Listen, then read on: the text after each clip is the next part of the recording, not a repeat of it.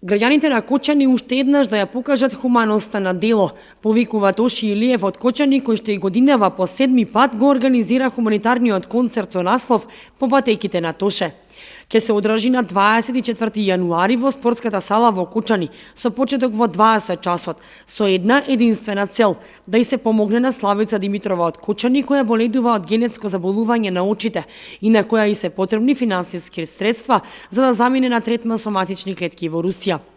Организаторот Тоши Илиев со концертот ја продолжува хуманата мисија на Тоше Проески, кој што пак додека беше жив, му помогна на ист начин со хуманитарен концерт во Кочани за негова операција.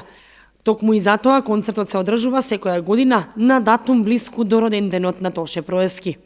Овогодинешниот хуманитарен концерт по патеките на Тоше ќе се одржи на 24 четврток во спортската сала кај гимназијата Љупчо Сантов и средствата од продажбата на картите од овогодишниот концерт ќе бидат донирани за Славица Димитрова, која треба да се лекува во Русија.